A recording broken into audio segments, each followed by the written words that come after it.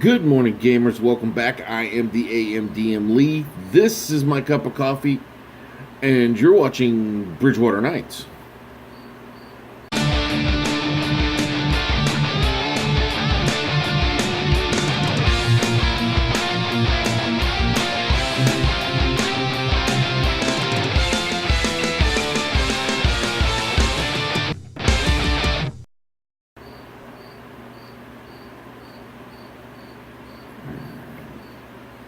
Okay, so quick update on the BridgeWater Knights.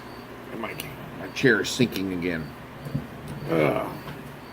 So they have 2 days left until they took a long rest. Last they had received was a psychic impression.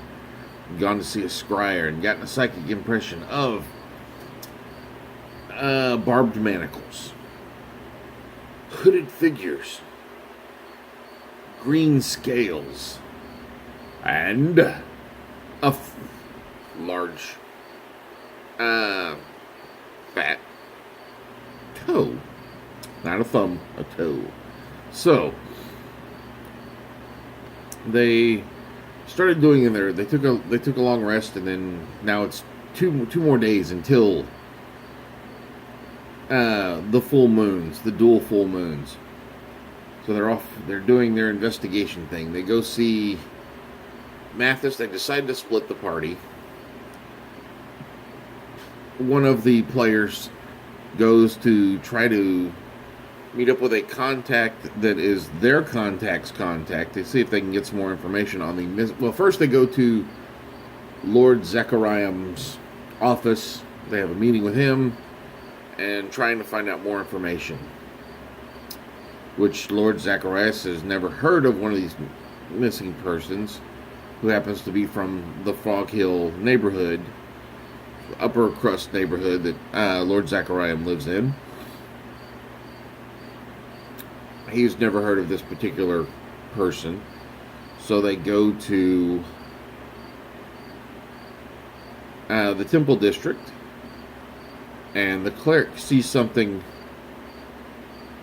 that he wasn't aware of from someone.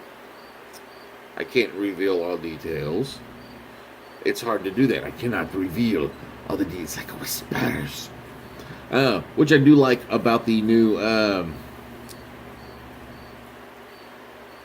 I've been playing with D&D Beyond this last campaign this last game session.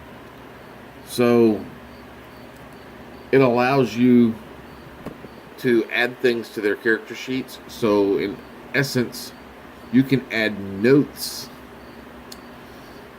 to a character's sheet and just tell them refresh your note page, and that note will pop up. And I've been putting it in the others section, so this note will just pop up for them,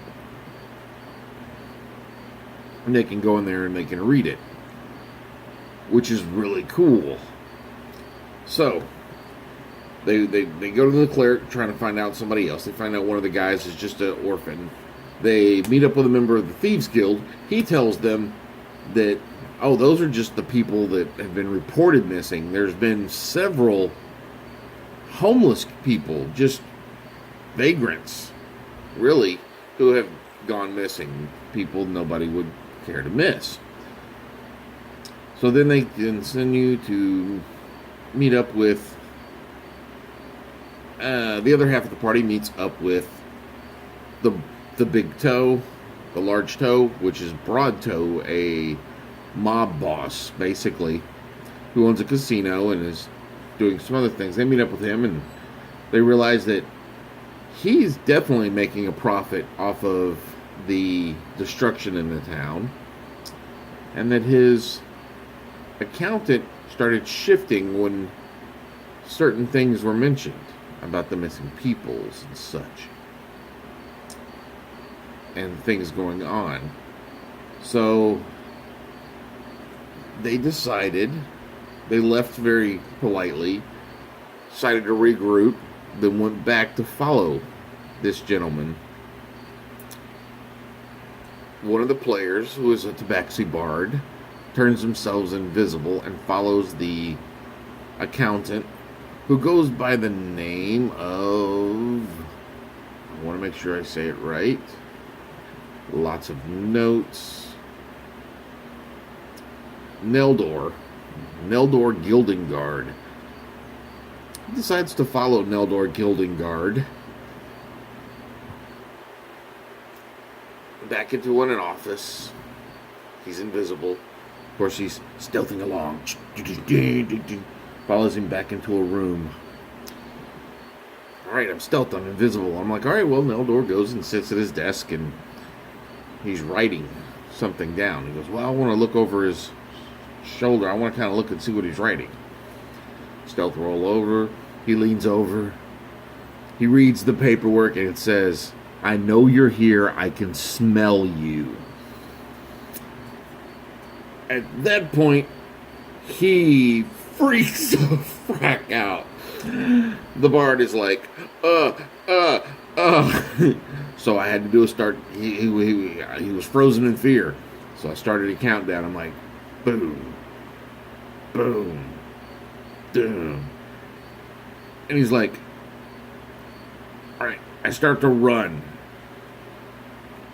And he goes, I tabaxi dash. I'm like, all right, as you're leaving, you start just hearing this maniacal laughter.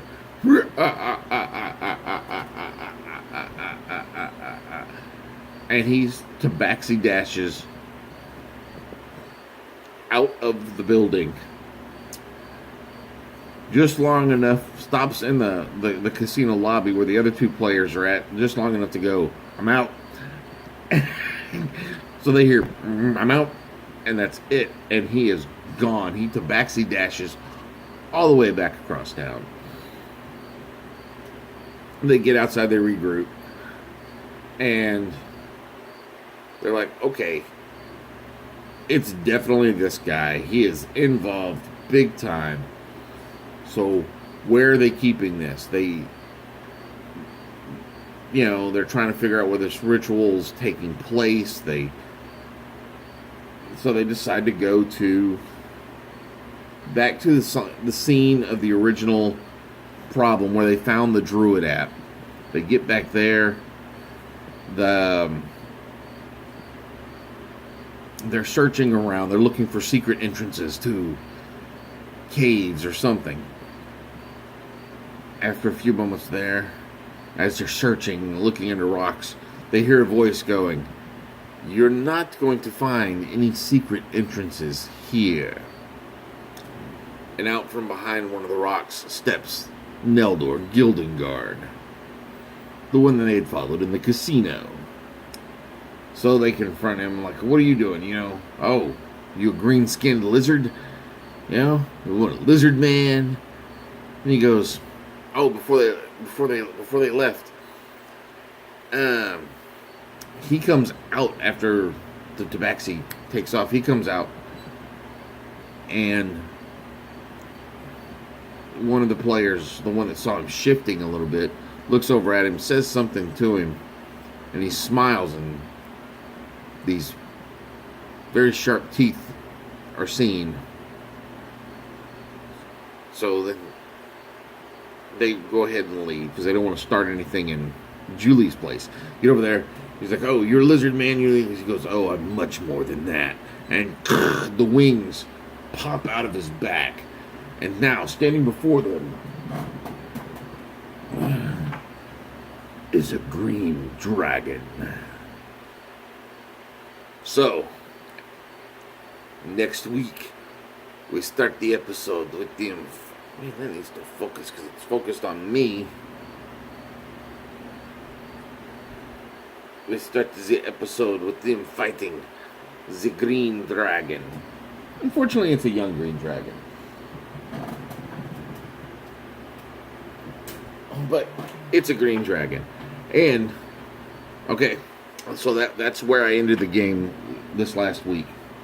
But that just little thing made me think. So here's a little bonus for you guys.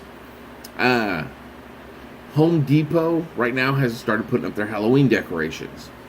And I want to show you something I have picked up. I picked this up at Home Depot for about 20 bucks.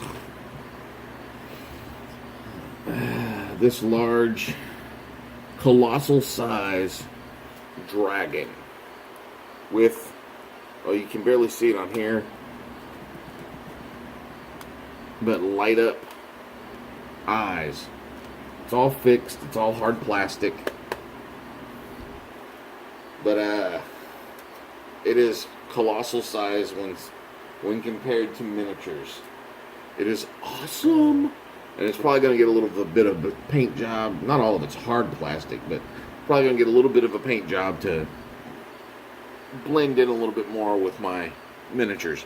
So that's all I got today, you guys.